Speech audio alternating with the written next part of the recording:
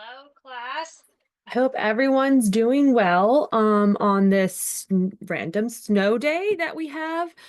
So yeah, this sort of messed up some of our plans, but also it's fine. It's fine. So I'm going to go ahead and talk about what I want to sort of like tweak for the due dates. And also this video is going to cover 2.7.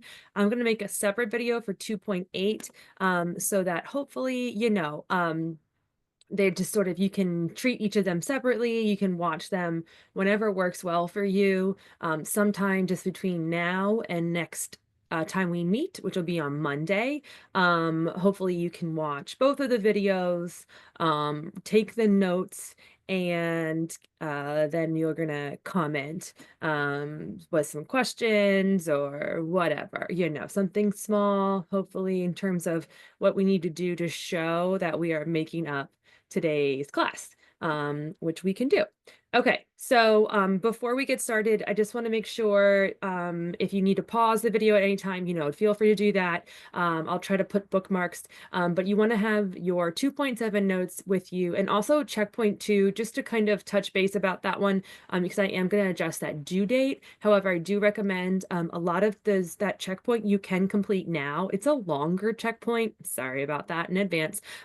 So you want to work on that, okay, over the weekend, from now, today, Wednesday through Sunday. So sometime today, tomorrow, Friday, Saturday, or Sunday, I'm gonna ask you to work on some stuff. Okay, so what we're gonna do today is we're gonna knock out those examples in the 2.7 notes. If you remember, it's gonna be heavily focused on really like the difference quotient, those same difference quotient skills that we practiced in the beginning of the semester with the pre-calculus skills assessment, whatever that is called. Those are the same skills that we're going to use today. So that's good. And I'm also just want to make sure we're all on the same page in terms of due dates and things like that. And then again, I'm going to send out a separate video for 2.8. They're 2.7 and 2.8 are very similar. There's just some stuff in 2.8 that's a little bit different. So that they're not hopefully too long, I was just gonna send them out separately. Again, you can watch either one, both of them, I'm sorry, at any time between now and when we meet again on Monday to quote, show that we are making up that time. Okay, so let's talk about a few things, and I've adjusted everything on the Canvas calendar, so you also want to kind of keep an eye on that, and then you can definitely keep me posted about what questions you have if I miss anything here. Okay, so big thing is we're going to move test one from Monday to Wednesday, which is great. It'll give us some more time, but also, unfortunately, we are going to have to do a little bit of 3.1 on Monday when we meet, even though that's not in the test. And yeah, I never really like when that works out, but just so that we can sort of stay up on things. And then the following week, we can really hit the ground running with chapter 3. We should be hopefully not too far off of our original timeline. The only pressure for this class really is that I need, we sort of keep up this fast paced all the way until the end, because where we leave off, you're going to start right in day one on Calc 2. And so I have to make sure that I get you all there. Otherwise, you're going to come to me in Calc 2 and be like, why didn't we get here? And so, I'm sorry in advance, but we do have to keep it moving. Okay, so again, the test is moved on from Monday to Wednesday, and I also moved all of those due dates for 2.7 and 2.8 and checkpoint 2 to Monday. So I would recommend that you try out the WebAssign and you do as much as you can from the checkpoint, but I just want to make sure that I cover about half the class on Monday. All we're going to do is pretty much go over some tricky problems from WebAssign in 2.7 and 2.8, and then we can talk about some of the stuff from the checkpoint as well to make sure we're all good for 2.7 and 2.8. I'm also probably going to have to move the study session. I'm not totally sure, honestly, how I'm going to do that. So right now, I have my other calc class on Tuesdays and Thursdays. I don't know if we're going to have class tomorrow. I'm assuming we will, but I really don't know. So as of right now, we still have that study session for the test tomorrow scheduled. We might just have to have a separate one for our class next week, probably just like after class, is probably what we'll end up doing maybe on Monday. But I will send out a separate announcement just about the test study session because it's sort of up in the air based off of more snow changes. So I don't know. I'll keep you posted about that. Okay. So, what we're going to do is, again, we're going to take a look at the 2.7 notes. Just a reminder, if you do not have the physical copy, if you were in class, whatever day was last Monday, you should have 2.7. Actually, I handed them out last Wednesday. You should have 2.7. But if you don't, it's okay. If you remember, you can just come to our Canvas page and go to the modules and then click modules, resources, and assignments. And that's where you can get the 2.7 and the 2.8 notes. Okay, I pulled it up on the screen just to remind you also, there are two Khan Academy videos that we have sort of linked on this table that are pretty good. So after you go through these examples, if you feel like you need a little bit more oomph, a little more help, these videos would all be good. Okay, any of these Khan Academy videos. In addition to our textbook, right? Like ideally, you also can look at our textbook that you paid for that I feel like sometimes I even forget. I'm like, oh yeah, the textbook. And so that's hopefully the idea of the pre-classes and such like that. Okay, so speaking of, I do still want you to try to turn in your 2.8 pre-class. I'll be real lenient with any late pre-classes, like, usually have like before class, we don't have class today. So just get the 2.8 pre-class in whenever you can, please. And then again, I don't know about tomorrow. I don't have it up here, the study session, because it's still, we got to figure that out. I'm going to send out a separate message about that. But I'm going to have 2.7, 2.8, and checkpoint 2 due on Monday. So again, I do need you to try some of this over the weekend before we meet again. And then the test 1 review that I handed out last class is going to be due on Tuesday. And then our test will be on Wednesday, which I just realized I didn't spell Wednesday correct, but you can't win them all. Okay, so let's take a look here at the 2.7 notes. I just went ahead and pulled up the PDF so we can take a look at this. And again, I would like you to ideally, take notes as we go, pause it if needed at any time, and then definitely let me know what questions you have. I don't really, love necessarily online videos. I mean, they're great for some reasons, for some purposes like this. This is great that we have this option, but not so great when I know I like to, find out what questions you have and all that good stuff. But it's a little hard to see as we go through here. Okay, so if you remember where we left off the other day, let's just kind of remind ourselves what example 1 says. It says, find the equation of the tangent line to the function f of x equals x squared plus 4 at the point 313 using the definition of the derivative and the equation of a tangent line. Okay, so what they're talking about here is this is the definition of a tangent line, okay, that we've already seen quite often, right? They've already asked us to write these lines a million times. A lot of times instead of f of a, we could just call that y1, okay? It essentially is the same thing as just like giving you a point. And so those are the x coordinates. And then this is the new sort of notation. We usually would refer to the slope be like m times x minus a. And you'll notice here is the new notation. It's got f prime of a.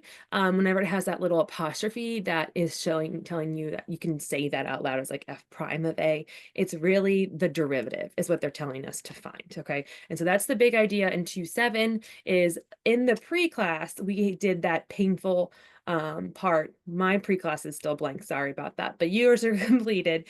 We recalled what we did in 2.1, where we found these slopes over and over and over again, right? And moved the points closer and closer. And all we could do is get a good estimate, okay? Really what we were doing here, even though I didn't like call it that at all, they just said estimate the slope of the tangent line. It's the same thing as estimating the derivative at the point 3. Okay, that's really what we were doing is we were estimating the derivative, aka the slope of the tangent line at the point 3. That's what we were doing. So now we're just kind of reframing all of that work that we did already where we were estimating the slope of the tangent line. Now we're going to come back and be able to actually calculate it exactly, right? And there's 2 definitions for this. There is the one that says the limit as x approaches a of f of x minus f of a divided by x minus a. This definition is like a straight example of just really the slope, right? And then you'll see like instead of just writing it as a slope between 2 points, they're like, okay, we're moving the limit, we're moving x to a as close as humanly possible, right? That's like the limit part of it. The definition that we're often most going to use is the other version, which it says the limit as h approaches 0 of f of a plus h minus f of a all divided by h. And they're actually the exact same. I know it doesn't always feel that way, but h represents just like the distance between x and a. Okay, so you might need to pause to kind of think about how these are actually the same, right? The first version, we'll call it, that just has x minus a, and we're saying the limit as x approaches a, right? And so, the 2 points are moving closer and closer. When we have like the H version of the definition, it's saying the same thing. Instead of just saying x and a, though, they'll say, okay, h is just the distance between them, these 2 points, x and a, and then we're just moving them so close. Okay, so really they're saying the same thing, even if it doesn't always feel like it, but we're often going to use the h definition. It's actually a little easier as we move forward to do the simplifying because it is so similar to the difference quotient.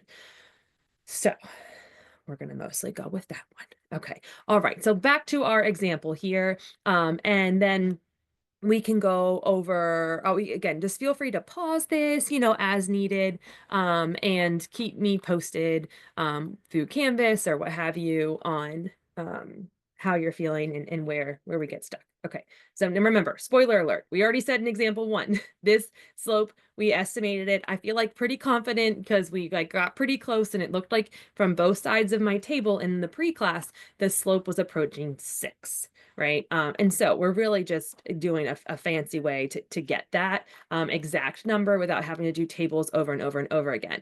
And sometimes you'll be like, I don't know if it's worth it, but it's good. We got this. Okay. So again, it says using the definition of the derivative. So I'm going to go ahead and copy this down. You are allowed, again, on the test to have a note card. So if you are struggling at all with these definitions, I think often also I give you a lot of this stuff, and we'll talk more about that as it gets close. But if there's anything in here that you're not feeling confident about, you can put the definition, you can put the whole example on your note card. You just don't want to go, I feel like, overboard on the note card because then it sort of becomes kind of detrimental. Like you get there and you're like, oh my God, this is so much. What do I have here? Okay. So, and so that's the definition of a derivative using limits. And then the equation of the tangent line is the same. Just a little reminder, it's the same thing we've been doing. Y minus y1 equals m times x minus x1. But instead of using these symbols, I think they like to say something along the lines of, I'll just keep it in y. I'll say y minus f of a, which, spoiler alert, remember that's just the same thing as plugging in 13. This is here 3. I'm plugging in 3. A here is 3, and they already tell us that the y value there, which we can refer to as f of a, is 13. Right? They already gave, that's y1 is 13, right? So they're just representing it as f of a. Same vibes, and then instead of m, they're going to write it as the derivative of f at a. Same vibes, okay? And then instead of x1, they're going to write it as x minus a, just to kind of keep it, I think, in the limit notation where we use a quite a lot.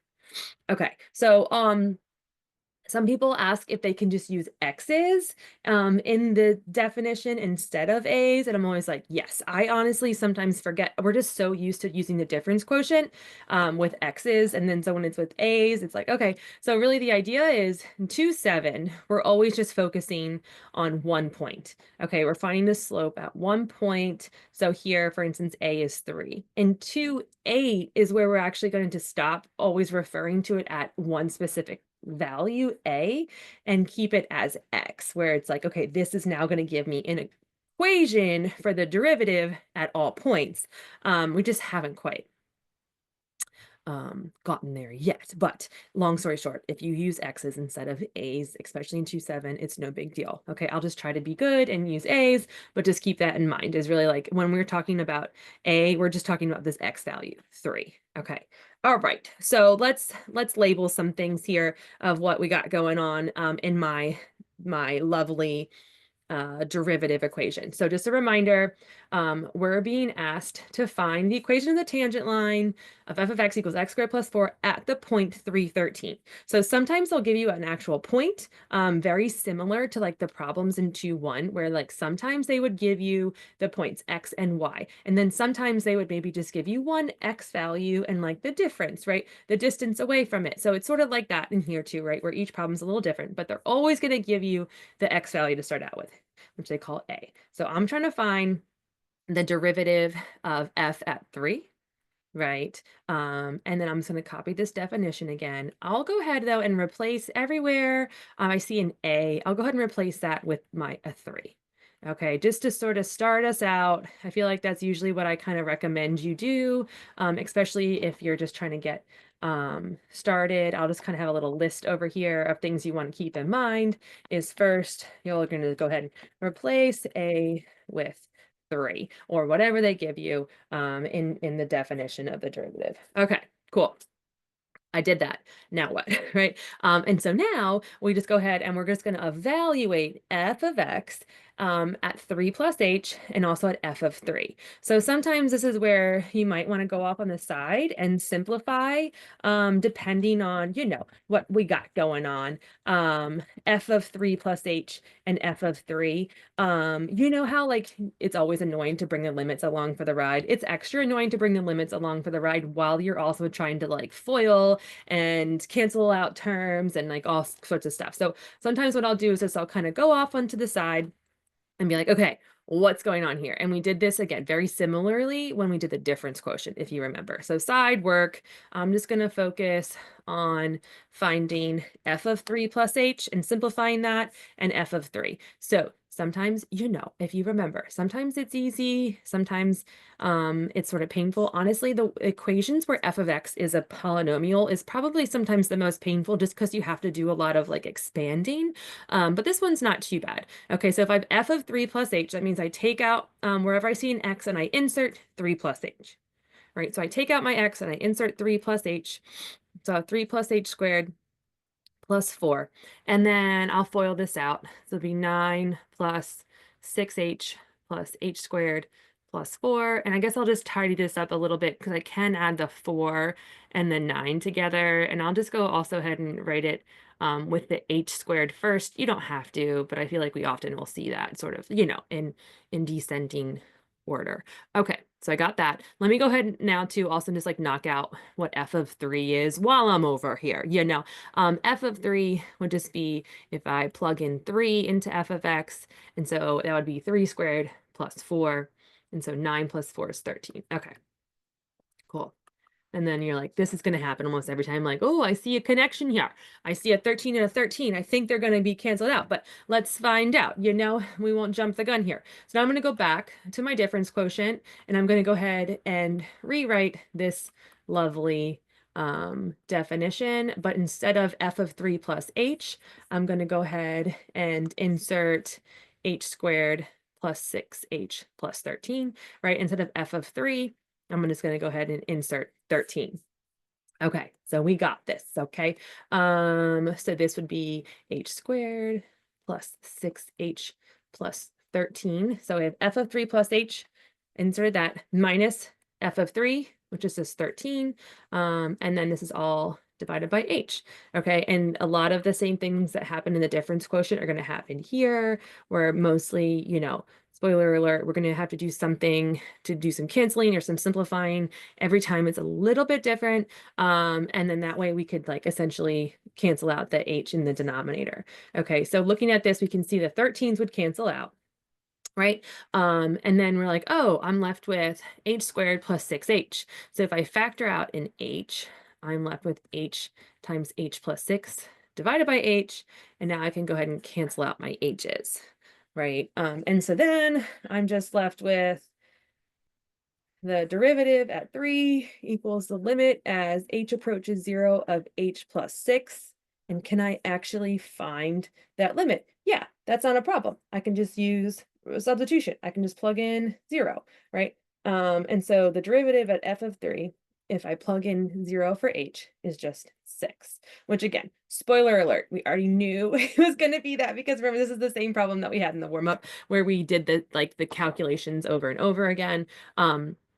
And we're like, oh, look, the slope looks like it's, getting closer to 3 each time we get closer. Okay, so just to kind of continue on our little steps. So first, again, remember we said we would go through and just maybe replace what A is to kind of get things started in our definition. Then we would maybe go off to the side and simplify f of 3 plus h and f of 3. After that, we substituted these values. I think I spelled it substituted wrong, but into the derivative. I'll say formula, just to kind of say this is what we're talking about. It's not really a formula, but you know what I mean. Substituted. Okay. All right. And then from there, it's what else do we do? Well, this is when we then simplify our derivative expression.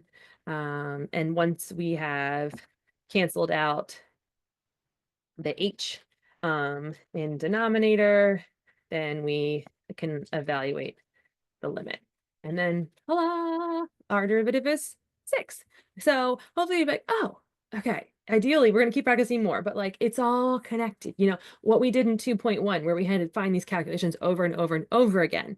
And then we left that world and just started doing limits. And now we're bringing it all back. We're like, oh, so we can do the same stuff in 2.1 without finding the slopes of 8 different sets of points and just get the exact value. Now, granted, this is still work. And then when we come back in chapter 3, you're gonna be real mad, because then we'll just be able to plug things in and just use some quick rules. But this is the long way of doing it.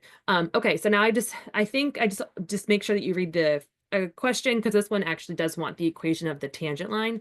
So we can do that. Okay, remember the equation of the tangent line is just really y minus y1 equals m times x minus x1. Here they use f of a, f prime of a for the slope, and a for the x value. So we have all of that, right? Just a reminder, f of a is 13.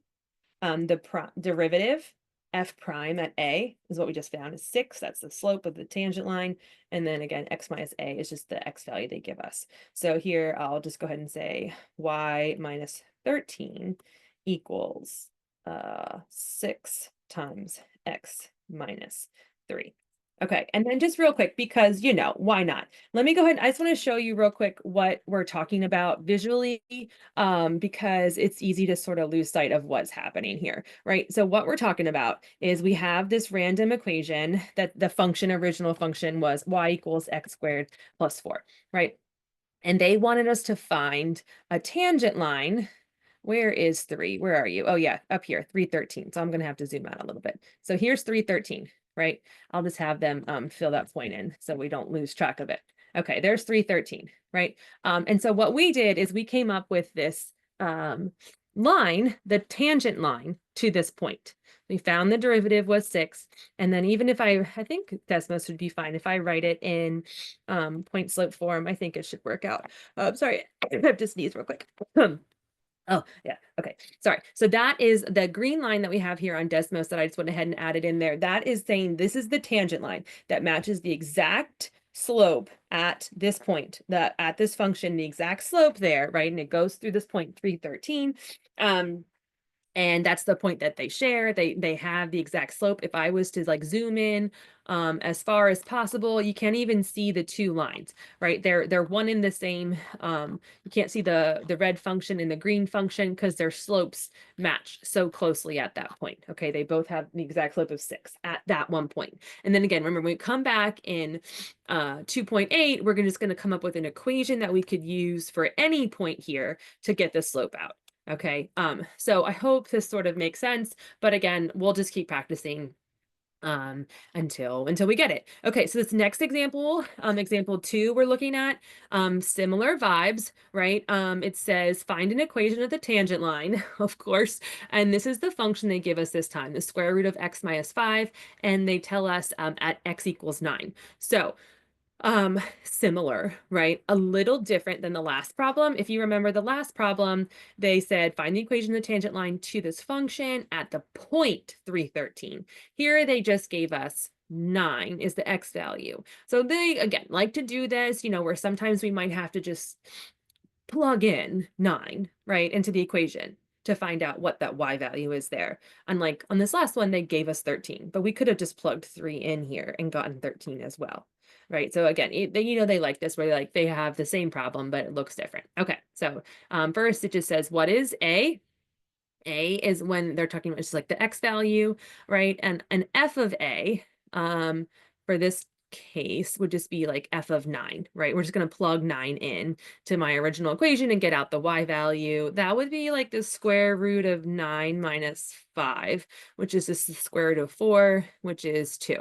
Okay, so they could have given us this exact problem, but instead they could have said, at the point 9 comma 2.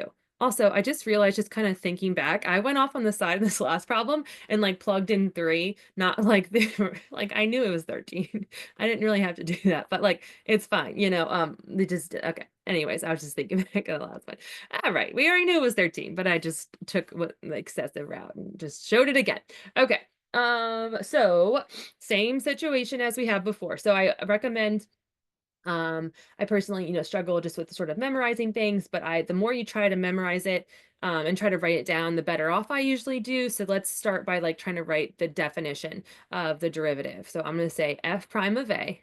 Okay, that's the derivative at A, which here is 9. It's the derivative at 9. And then I feel like, if depending how you feel about the difference quotient, is really the same thing, right? So, but they like to use A in this section. In 2.8, they're just going to call it X and sort of keep it as a variable, but here it's a number.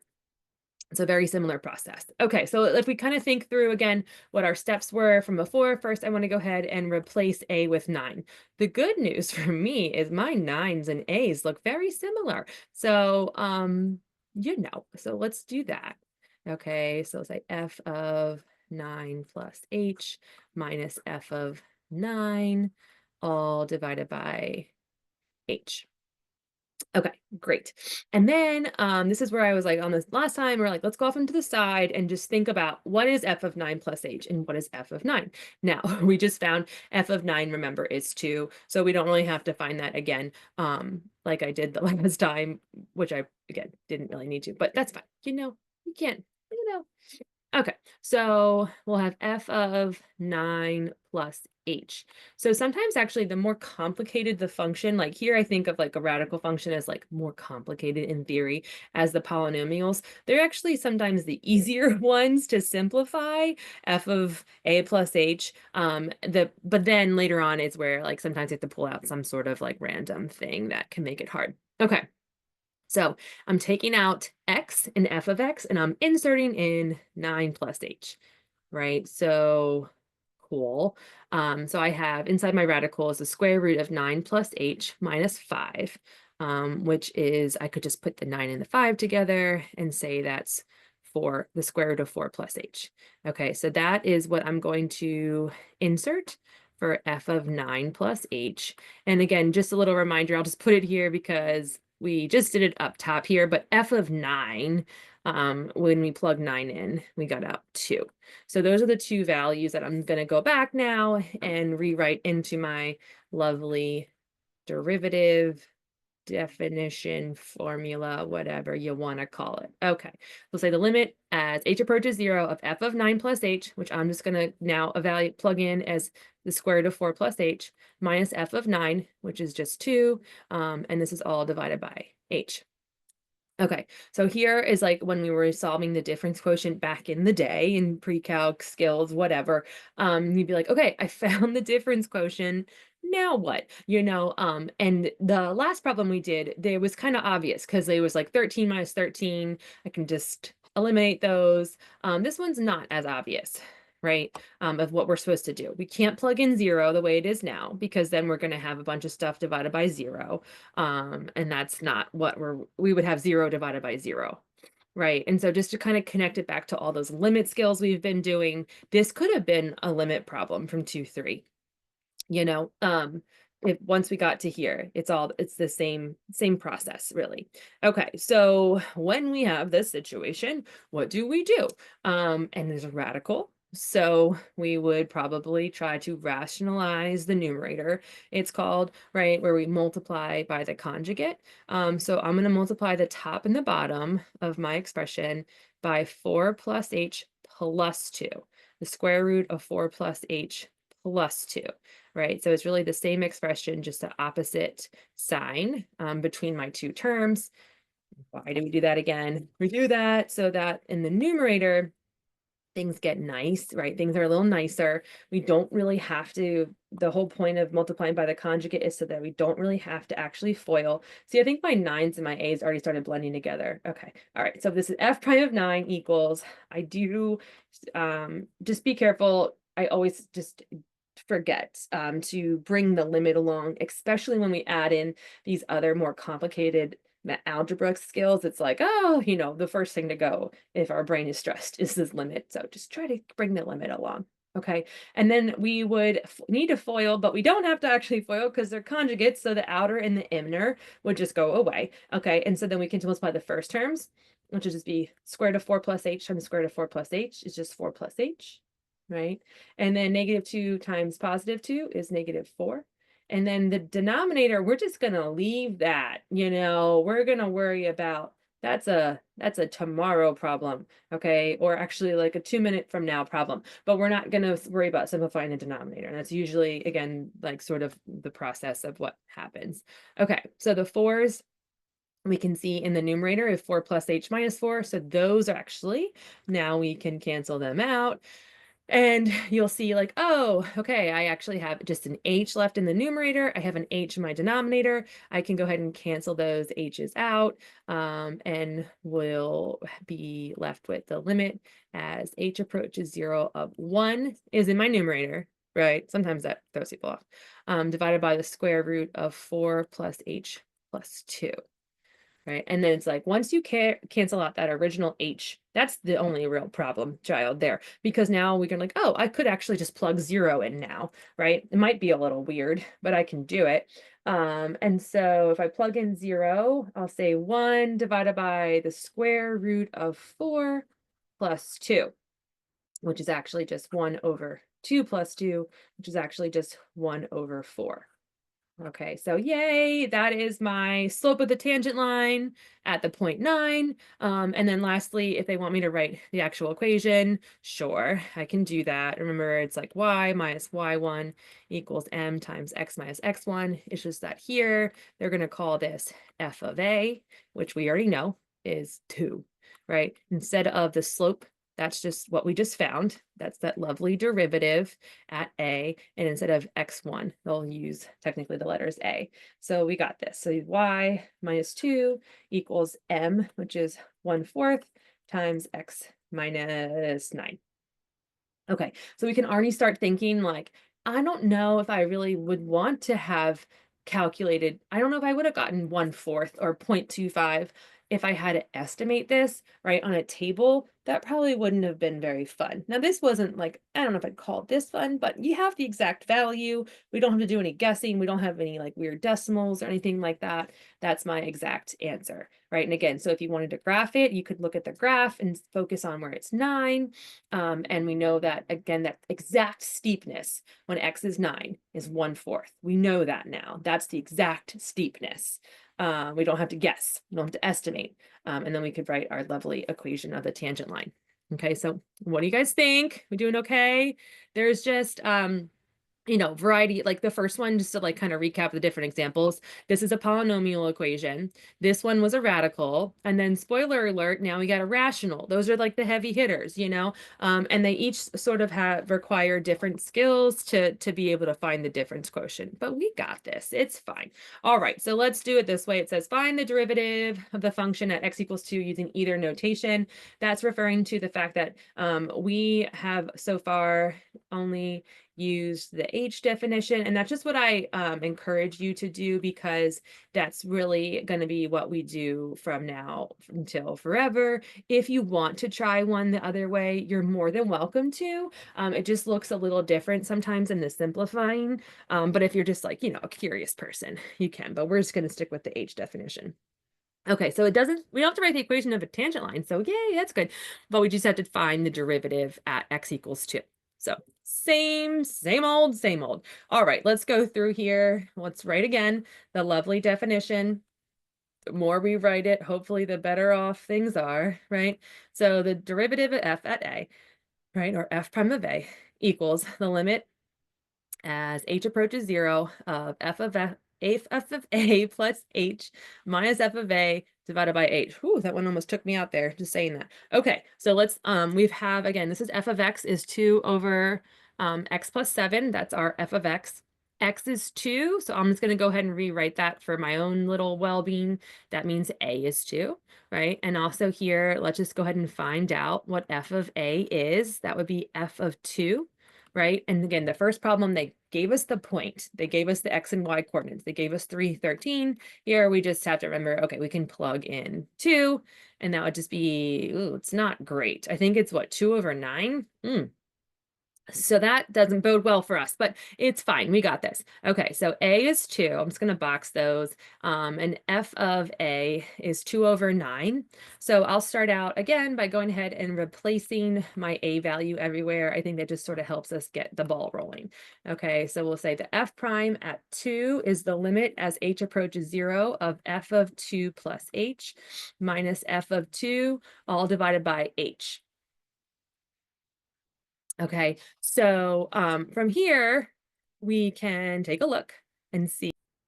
Okay, so if we follow our steps that we did before, sometimes it's nice to kind of come to the side and just be like, okay, what is f of 2 plus h in this function, right? And so I'm going to take out the x and I'm going to insert a 2 plus h inside. And then this leaves us with 2 over h plus 9. So it's okay, not great, but lots of 9s going on here, that's fine. And then remember, again, if you just want to kind of put it over here, just so they're all together, remember we said f of 2, that was 2 over 9 as well. So now I can go back into my lovely derivative equation, and we're going to insert what we got. So f of 2 plus h is 2 over h plus 9, right? F of 2 is 2 over 9. So we have 2 over h plus 9 minus 2 over 9 all over h. Great times here for a complex fraction, right? That's why we keep hitting those, because they just keep coming back up. Those same skills, right? They just really just come back into play. I feel like in theory, at least in my mind, it's like, okay, in calculus, at least I can sort of see all those really painful skills. I can kind of see like, okay, this is why in theory I needed to know them so that I could then find the derivative, but I know it's a tough sell. Okay. So how are we going to approach this complex fraction, right? If we try to plug in 0, we're again left with 0 over 0. So not great. That's indeterminate. So let's think next how I could try to simplify this complex fraction, right? And there are a couple different ways, right? There's where we can try to simplify any little fractions into one fraction, like adding, subtracting. Like here, I would put together 2 over h plus 9 minus 2 over 9, okay? And then do a little multiplying reciprocal action. However, we usually kind of go along the routes of clearing the fractions. I think clearing the fractions is kind of like a more similar in some ways process to what we do with radicals. So it just is like, okay, if I have a radical or a complex fraction, I know that I'm going to multiply the top and the bottom by something, right? And so here that something is the least common denominator, right? And so sometimes it helps to put like h plus 9 could be like in parentheses. I know my 9s are not looking great here, but it's okay. Okay, too many 9s in this worksheet. So I'm going to multiply the top and the bottom by the common denominator, which is 9 times h plus 9. Okay, I hope that makes sense, because again, I'm really just multiplying by 1, right? I'm not like messing with the both sides of the equation or anything. I'm still just focusing on simplifying what I got. Okay, all right, so let's see what happens here. Let's do some canceling. This is where Things look bad, but it's gonna get better, hopefully. Okay, so I'm gonna distribute in to the numerator my 9 plus h plus 9. So I have 2 over h plus 9 times 9 times h plus 9. So in my first term, the h plus 9s are going to cancel, right? And so I would just be left with 18. So that works out kind of well for us. Okay, minus, and then I have 2 over 9 times 9 plus h plus 9. In my second term, the 9s cancel, and so I'm left with 2 times, I will keep this in parentheses for now, minus 2 times parentheses h plus 9 for a couple of reasons. One, I got to distribute the 2, but also I want to make sure I don't forget I'm actually distributing like a -2. Okay, and then denominator actually doesn't look as bad as what we had before on the last problem, but we're just going to leave this as 9h equals 9h times h plus 9. Okay, so I do all of that, so I can then tidy up my numerator, right? So this would be 18 minus 2h. I almost did it. I almost did it. I almost forgot to distribute the -2. Okay, so -2 times h is -2h. -2h times 9 is minus 18. Haha, right? Okay, and then it's all divided by 9h times h plus 9.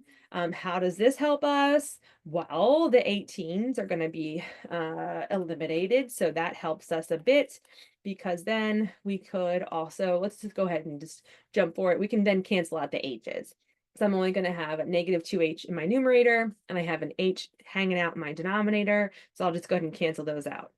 So I'm left with -2 over 9 times h plus 9. Cool. Does that make sense? Hopefully.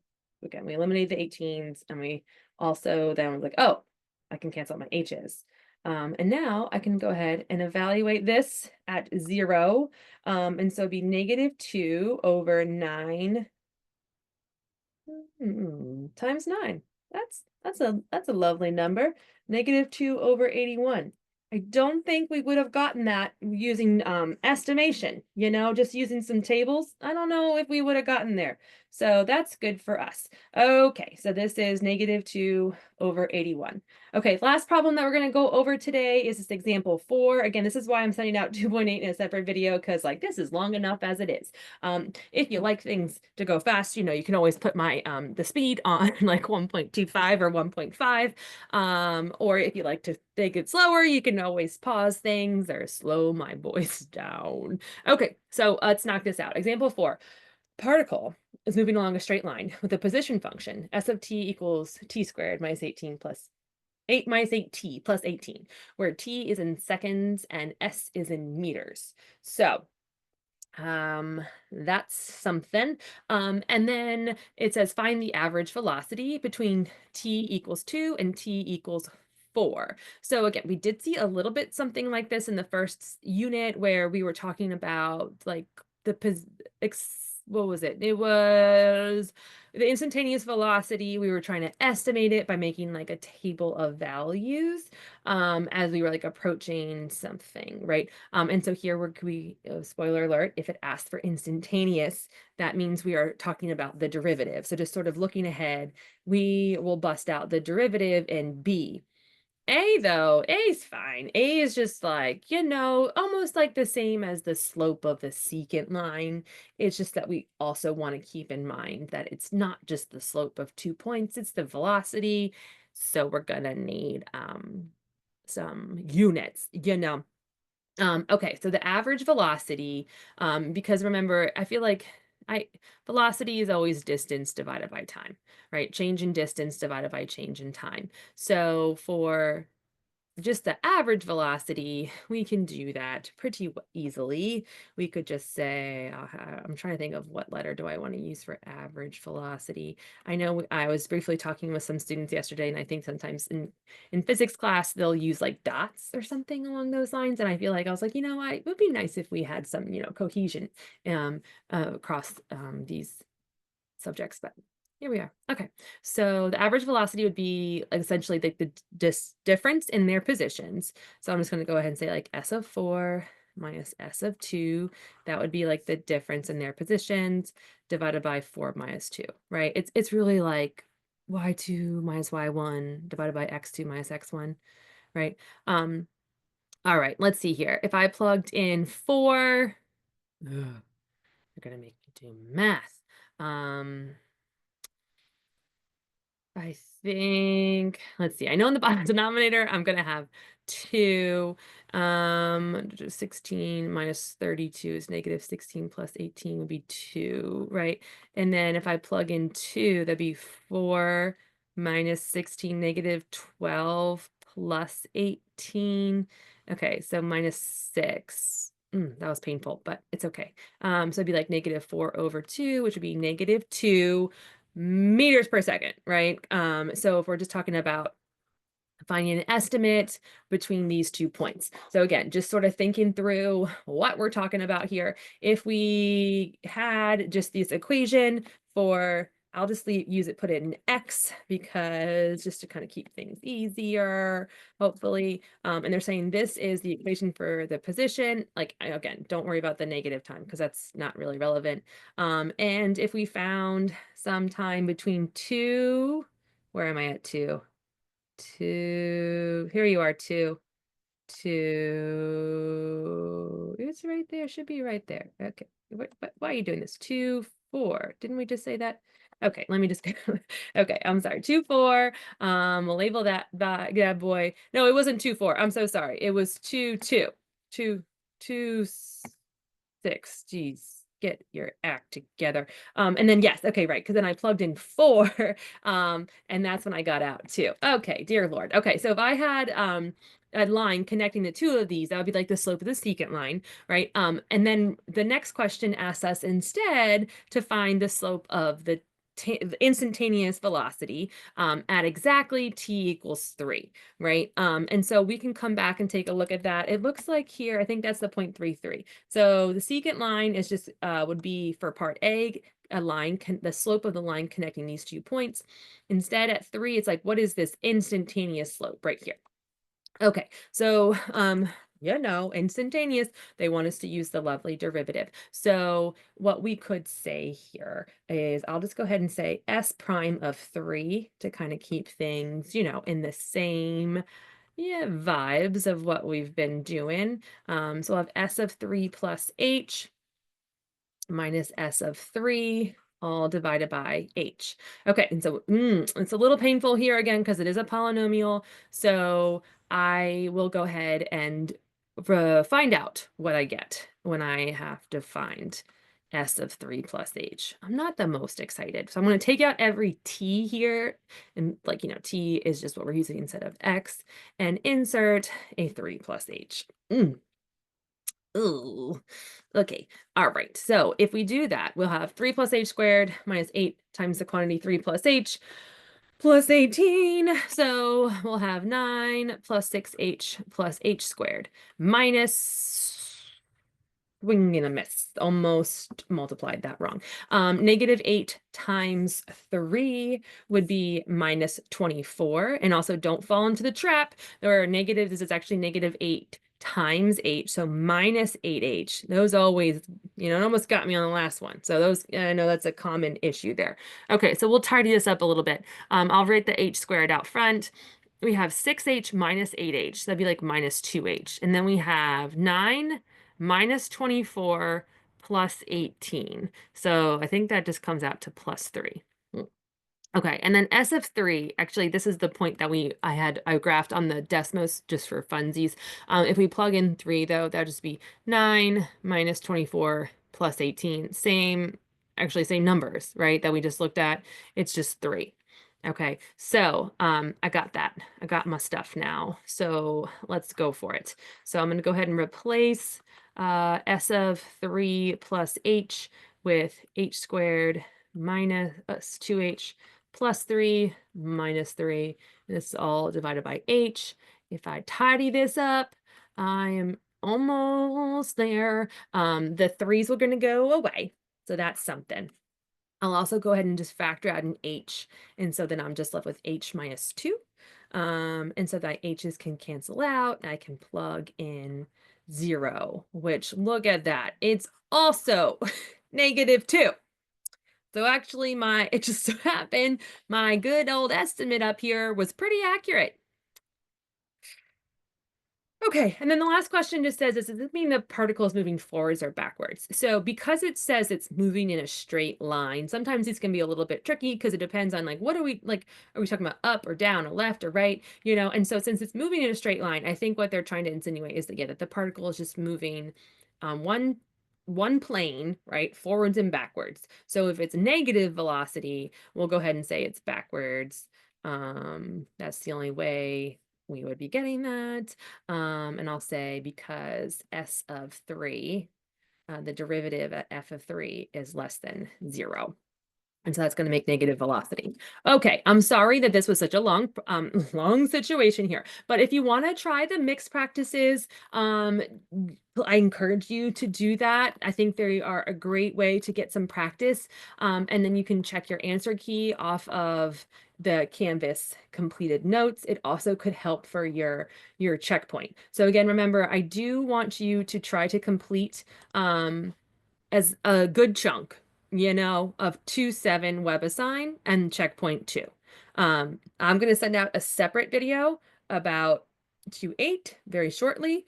But in the meantime, you want to be working on these because the turnaround from Monday to Wednesday is going to be a little tight, you know, just because we have the test one review due Tuesday and then bam, it's the test. So we want to try to definitely get a lot of work done before Monday so that you can just really focus on working on things that you need to work on on the test review and getting extra help that way.